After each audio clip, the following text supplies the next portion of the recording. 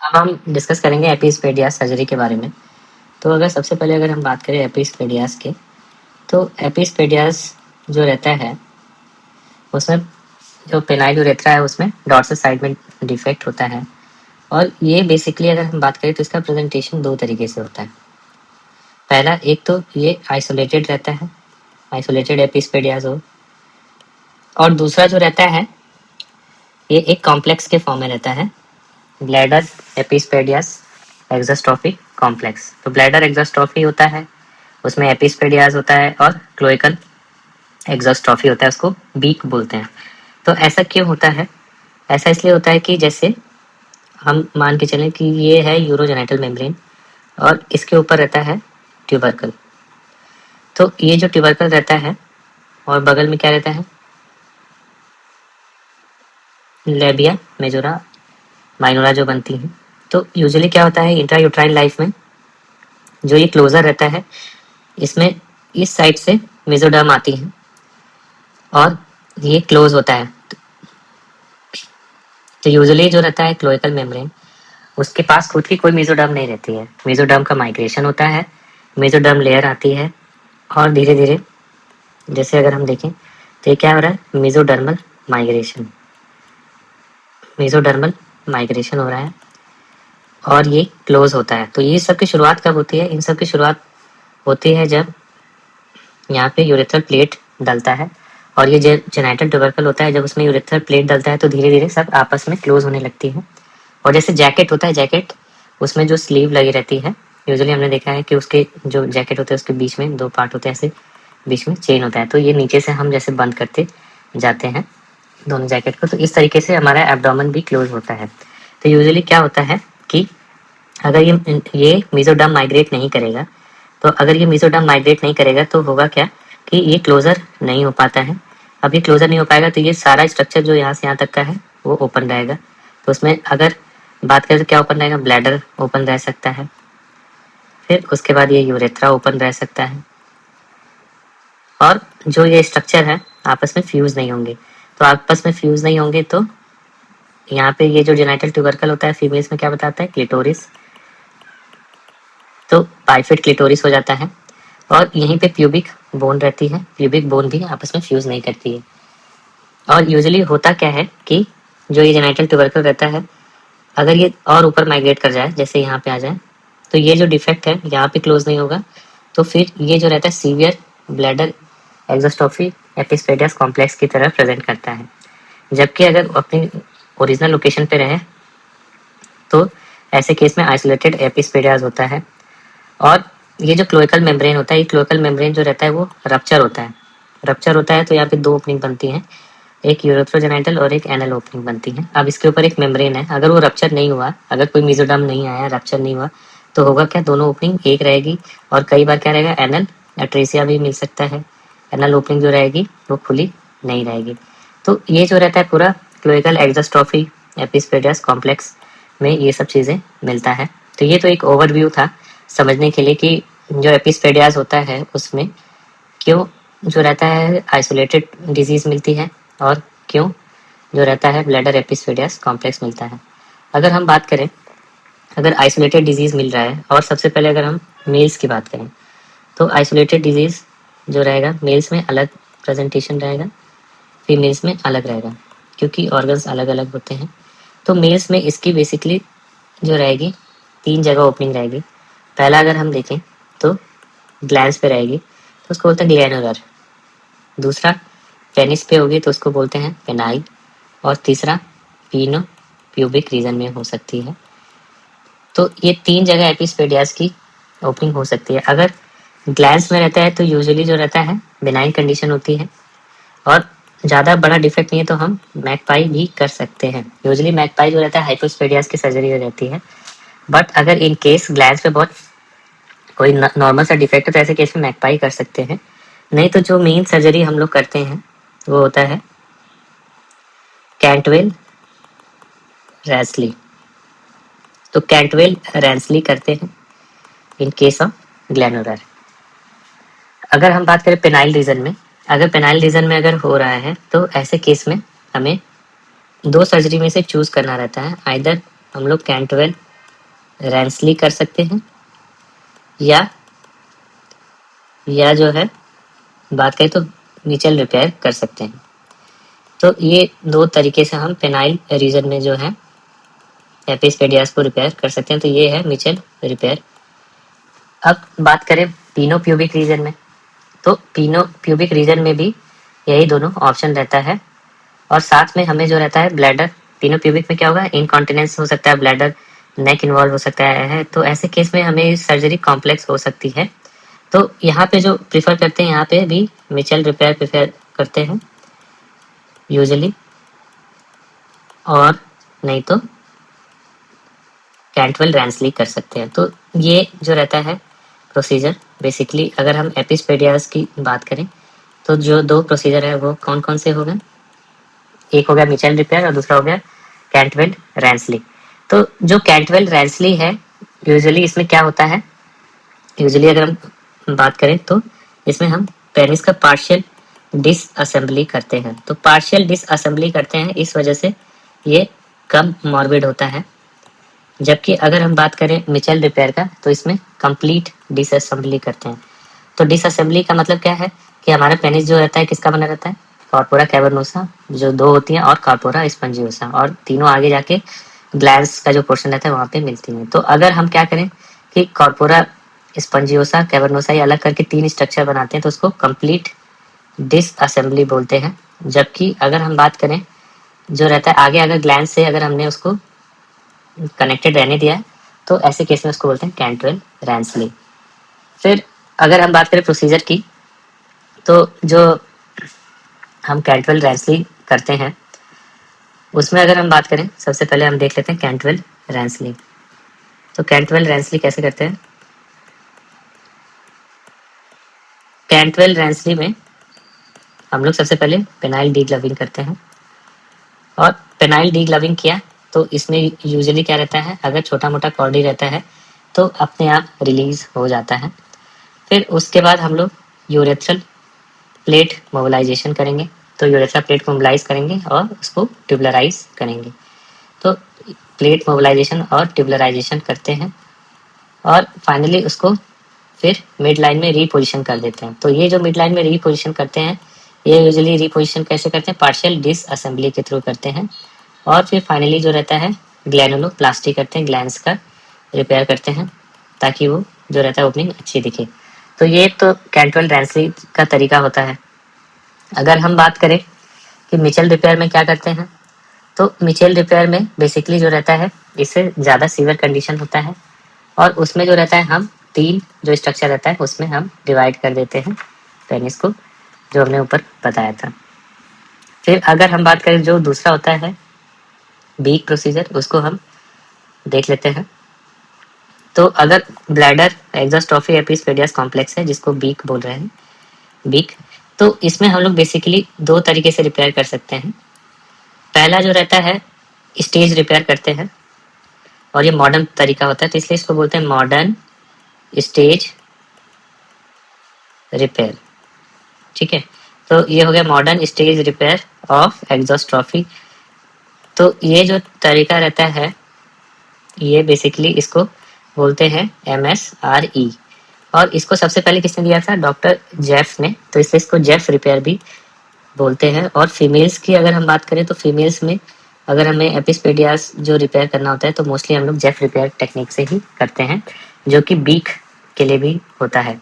फिर जो दूसरा रिपेयर टेक्निक होता है वो होता है कंप्लीट प्राइमरी रिपेयर। पहला तो हमने स्टेज रिपेयर कर दिया, जो दूसरा है कंप्लीट प्राइमरी रिपेयर। तो अगर हम बात करें कंप्लीट प्राइमरी रिपेयर, तो उसको बोलते हैं CPRA। तो कंप्लीट प्राइमरी रिपेयर हो गया CPRA। तो अगर हम बात करें कि स्टेज रिपेयर में हम क्या करते हैं, तो सबसे पहले स्टेज रिपेयर में हम लोग ब्लैडर क्लोजर करते हैं। अब ब्लैडर क्लोजर कब करते हैं, न्यूनेटल पीरियड में, और यूजुअली विद इन 72 आवर्स के अंदर हमें ब्लैडर क्लोज कर देना होता है। क्योंकि अगर 3 महीने से ज़्यादा अगर हमें समय लग गया, तो फिर हमें जो है पोस्टीरियर इलियक ऑस्टियोटॉमी करना पड़ता है। तो अगर 3 महीने से ज़्यादा अगर ले रहे हैं और हमें ब्लैडर रिपेयर करना है, तो ऐसे केस में पोस्टीरियर इलियक ऑस्टियोटॉमी करना रहता है, इसलिए हम लोग जो रहता है जल्दी रिपेयर करते हैं विद इन 72 आवर्स। फिर जो दूसरा रहता है स्टेप, उसमें हम लोग एपिस्पेडियाज रिपेयर करते हैं। एपिस्पेडियाज जो रिपेयर करते हैं वो बेसिकली 1 साल तक की उम्र तक करते हैं। उसमें आउटकम जो रहता है अच्छा आता है, तो अप टू 1 ईयर हमें रिपेयर कर देना चाहिए। फिर फाइनल जो स्टेप रहता है वो होता है ब्लैडर नेक रिकंस्ट्रक्शन। यूजुअली ये 4 to 6 years of age group पे करते हैं, और इसके सबसे इम्पोर्टेंट चीज़ क्या रहता है कि कैपेसिटी जो है वो एटलीस्ट जो है नॉर्मल तो नहीं हो सकती है, तो काफ़ी होनी चाहिए जिससे कि हम लोग ब्लैडर नेक रिपेयर कर सके। तो एडुकेट कैपेसिटी होनी चाहिए और ब्लैडर नेक रिपेयर। फिर अगर हम बात करें कंप्लीट प्राइमरी रिपेयर, तो इसमें हम क्या करते हैं, हम लोग इसमें सिंगल स्टेज क्लोजर करते हैं। तो सिंगल स्टेज क्लोजर करेंगे प्लस सिंगल स्टेज क्लोजर के साथ साथ हम लोग जो है एपिस्पेडियाज भी रिपेयर कर देंगे। तो सिंगल स्टेज रिपेयर करके और एपिस्पेडियाज क्लोजर करते हैं। तो ये जो रहता है ये रहता है कंप्लीट प्राइमरी रिपेयर। अब बात करें कि जो ब्लैडर नेक रिकंस्ट्रक्शन हमने पढ़ा, जो हम यहाँ पे ब्लैडर नेक रिकंस्ट्रक्शन देख रहे हैं, तो उसको कैसे करना होता है। यूजुअली अगर हम बात करें ब्लैडर नेक रिकंस्ट्रक्शन की, तो इसको हम 3 तरीके से कर सकते हैं। BNR bladder neck reconstruction usually जो रहता है, सबसे जो कॉमनली यूज प्रोसीजर होता है वो होता है YDL, जिसको बोलते हैं यंग डिस लेड बेटर। तो यंग डिस लेड बेटर जो रहता है मोस्ट कॉमनली परफॉर्म्ड सर्जरी होता है। इसमें हम करते क्या है कि जो ब्लैडर फ्लैप होता है, ब्लैडर फ्लैप उसको हम लोग ट्यूबलराइज करते हैं। तो बेसिकली हम क्या करते हैं, ट्यूबलराइज्ड ब्लैडर फ्लैप जो रहता है वो यूज करते हैं। और किसे यूज करेंगे, to form a new urethra. तो हम लोग ब्लैडर का फ्लैप यूज करके एक नया यूरेथ्रा बनाते हैं, इसको बोलते हैं यंग डिस लेड बेटर।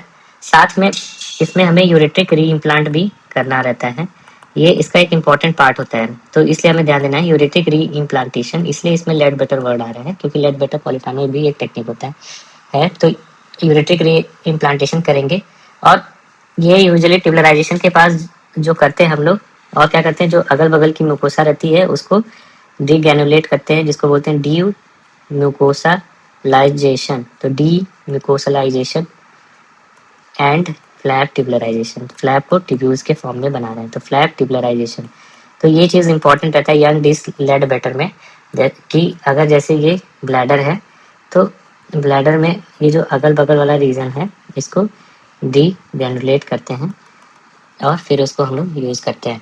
तो ये होता है यंग डिस लेड बेटर। फिर अगला अगर हम बात करें, तो अगला जो रहता है वो मिचेल रिपेयर होता है। ये मिचेल रिपेयर जो ऊपर हमने मिचेल रिपेयर पढ़ा था वो अलग होता है। ये मिचेल रिपेयर जो रहता है बेसिकली ब्लैडर नेक रिकंस्ट्रक्शन के लिए यूज करते हैं, और ये रेडिकल होता है काफी, इसलिए इसको मिचेल रेडिकल रिपेयर भी कभी कभी बोलते हैं। इसमें बेसिकली हम लोग करते क्या है कि जो यूरेथ्रा है उसका डॉर्सल यूरेथ्रल जो रहता है उसको रीरूट करते हैं। तो डॉर्सल यूरेथ्रा रीरूटिंग जो रहता है इसका मेन कॉन्सेप्ट रहता है। प्लस सपोर्ट देने के लिए हम लोग स्लिंग का यूज करते हैं अगर स्फिंक्टर में प्रॉब्लम है या कोई और प्रॉब्लम है। तो ऐसे में होता क्या है कि इससे जो रहता है ब्लैडर का नेक क्या होता है, लंबा हो जाता है और नैरो हो जाता है। तो लेंदेन हो जाएगा बैरो का और नैरो हो जाएगा ब्लैडर नेक। तो हम स्लिंग भी यूज करते हैं। तो ऐसे केस में जो रहता है हमें लंबा और पतला जो ब्लैडर नेक है उसके लिए फिर हमें CIC यूज करना पड़ता है। तो ये चीज इस सर्जरी का एक इम्पॉर्टेंट चीज है, CIC यूज करना पड़ेगा। अब अगला जो प्रोसीजर है वो है केलीज। केलीज की बात करें तो केलीज जो प्रोसीजर है उसमें हम लोग सॉफ्ट टिश्यू मोबिलाइज करते हैं। तो केलीज सॉफ्ट टिश्यू मोबिलाइजेशन टेक्निक भी बोला जाता है इसे। इसमें अगर हम बात करें बेसिकली, तो हमारा जो टारगेट रहता है वो क्या रहता है, जो सॉफ्ट टिश्यूज होता है उसके रेडिकल जो सॉफ्ट टिश्यूज मोबिलाइज करेंगे। और कहाँ की टिश्यू मोबिलाइज करते हैं, जो यूरेथ्रा के अराउंड होती है टिश्यूज। तो रेडिकल सॉफ्ट टिश्यू मोबिलाइजेशन, और ये करते किस लिए हैं, ये करते हैं फॉर रिपेयर ऑफ या रिकंस्ट्रक्शन ऑफ स्फिंक्टर। तो अगर स्फिंक्टर बनाना है तो हमें केलीज रिपेयर करना होगा। और अगर हम बात करें अगर ब्लैडर नेक लंबा करना है तो ऐसे केस में मिचेल रिपेयर करना होता है। हमने अब आगे बात करें तो आगे जो है वो रहता है सैल्वेज प्रोसीजर। अच्छा, केलीज का फायदा क्या होता है? केलीज का फायदा ये होता है कि इसमें पेनाइल लेंथ तो बढ़ता ही बढ़ता है, क्योंकि इसमें हम लोग पेनाइल लेंथ तो बढ़ा ही रहे हैं, साथ में कॉन्टिनेंस भी इम्प्रूव करता है, क्योंकि स्फिंक्टर रिपेयर कर रहे हैं तो कॉन्टिनेंस भी इम्प्रूव करेगा। अब आगे बात करें तो वो होता है सैल्वेज प्रोसीजर। तो सैल्वेज प्रोसीजर जो रहता है, हमें कई बार क्या होता है, सर्जरी जो रहती है हमारी बार बार करने के बाद भी फेल हो जाती है, या कई बार ऐसा होता है कि बहुत डिफिकल्ट रहता है प्रोसीजर, तो ऐसे केस में हम सैल्वेज सर्जरी करते हैं। और यूजुअली ये करते हैं, लो ब्लैडर नेक है, लो ब्लैडर कैपेसिटी है, तो अगर किसी ब्लैडर की कैपेसिटी कम है तो हमें फिर ऐसे केस में सैल्वेज रिपेयर करना पड़ता है। लो ब्लैडर कैपेसिटी और मल्टीपल फेलियर्स, तो ऐसे केस में करना पड़ता है। और अगर हम बात करें सैल्वेज थेरेपी की, तो सबसे पहले हम कैसे करेंगे, अगर ब्लैडर कैपेसिटी कम है और स्फिंक्टर काम नहीं कर रहा है तो हम क्या करेंगे, ऑगमेंटेशन। तो सबसे इंपॉर्टेंट चीज़ क्या रहता है, ऑगमेंटेशन, जिसको हम दो तरीके से कर सकते हैं, एक एंटीरोसिस्टोप्लास्टी और एक मसल का यूज करके कर सकते हैं। तो ऑगमेंटेशन हो गया, प्लस साथ में हमें यूरिन को ड्रेन करने के लिए मिट्रोफिनॉफ करना होगा। मिट्रोफिनॉफ जो रहता है वो क्या रहता है, कॉन्टिनेंट कैथेटराइजेबल स्टोमा रहता है। तो क्या है ये मिट्रोफिनॉफ रहता है कॉन्टिनेंट कैथेटराइजेबल स्टोमा। अब अगर हम बात करें जो अगली टेक्निक है वो होती है पिप्पी सैले टेक्निक। जो पिप्पी सैले टेक्निक होता है उसको हम याद कर सकते हैं ABC टेक्निक के नाम से भी। तो इसमें जो रहता है, इसमें ए का मतलब क्या रहता है, ए का मतलब रहता है ऑगमेंटेशन। तो इसमें हम लोग पहले ब्लैडर को अच्छे से ऑगमेंट करेंगे, फिर उसके बाद बी से क्या रहता है, ब्लैडर नेक रिकंस्ट्रक्शन, और सी से क्या रहता है, कॉन्टिनेंस स्टोमा। तो कॉन्टिनेंस स्टोमा, तो जो हमने ऑगमेंटेशन प्लस मिट्रोफिनॉफ में किया था उसमें हम क्या कर रहे थे, हम लोग ऑगमेंटेशन प्लस स्टोमा बना रहे थे, कॉन्टिनेंस स्टोमा। तो अब उसमें एक स्टेप आगे चला गया, और वो स्टेप आगे क्या है, वो है ब्लैडर नेक रिकंस्ट्रक्शन। तो इस तरीके से पिप्पी सैले टेक्निक होती है। फिर अगला अगर हम बात करें, पिप्पी सैले के बाद आता है कॉफमैन टेक्निक। तो कॉफमैन ने दो टेक्निक दिया था। उन्होंने सबसे पहले क्या किया था कि जिसको बोलते हैं कॉफमैन 1, कि अगर किसी में अगर इतनी प्रॉब्लम है तो हम क्या करते हैं, सारी प्रॉब्लम ही निकाल देते हैं। तो कॉफमैन 1 में उन्होंने सबसे पहले ब्लैडर निकाला, सिस्टेक्टमी किया, फिर उसके बाद पेनेक्टमी किया, पेनिस भी निकाल दिया। अब तो यूरिन तो पास होना ही है, तो उसके लिए फिर क्या किया उन्होंने, डाइवर्जन दे दिया। अब डाइवर्जन आइदर कॉन्टिनेंट भी दे सकते थे या इनकॉन्टिनेंट दे सकते थे, वो तो टोटली डिपेंड्स ऑन सर्जन। इनकॉन्टिनेंट की बात करें तो हम जो रहता है इसमें हाइलियम यूज करते हैं और कोई भी यूरिन स्टोर नहीं होता है। फिर अगर हम बात करें कॉफमैन 2 का, तो काफ़ी टाइम के बाद उनको रियलाइज़ हुआ कि अरे पेनिस को क्यों निकालना है, सिर्फ ब्लैडर ही निकालते हैं तो उससे हो जाएगा। तो उन्होंने क्या किया, सिस्टेक्टमी तो किया, प्लस जो रहता है सीधा डाइवर्जन कर दिया, कॉन्टिनेंट डाइवर्जन। तो ये हो गया कॉफमैन 2 प्रोसीजर।